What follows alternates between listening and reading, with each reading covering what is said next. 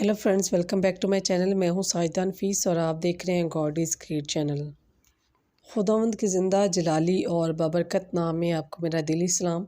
मेरा ईमान है कि खुदावंद के फजल व करम से आप खैरी से होंगे।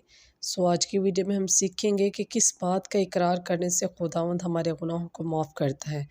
वीडियो के अंत तक ज़रूर देखिएगा और अगर आपको मेरी वीडियो अच्छी लगे तो लाइक और सब्सक्राइब ज़रूर कीजिएगा ताकि आपको मेरी नेक्स्ट आने वाली वीडियो सबसे पहले मिल सके और आप अपने ईमान को खुदावंद पर और ज़्यादा मजबूत और पुख्ता कर सकें।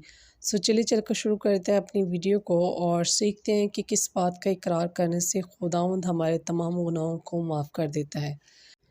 बाप और बेटे और रुल कुद्दस के नाम में आमीन। ज़बूर नंबर 32 उसकी 5 आयत।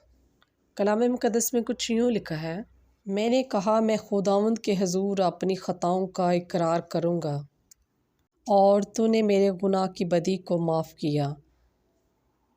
बस पाक कलाम के पढ़े और सुने जाने पर खुदावंद की ख़ास बरकत हो, खुदावंद का शुक्र हो। मेरे अज़ीज़ो, खुदावंद हमें भी ये फ़ज़ल बख्शे कि हमने भी जो ख़ताएँ की हैं खुदावंद से हम उसकी माफ़ी मांगें ताकि खुदावंद उन ख़ताओं को माफ़ करे, हमारे गुनाहों को माफ़ करे और हमें बरक़ात से नवाजे। खुदावंद इस कलाम की वसीला से आपको और मुझे बहुत सी बरक़ात से नवाजे। अपने प्यारों का बहुत सारा ख्याल रखिएगा, दुआओं में याद रखिएगा। खुदा हाफिज़।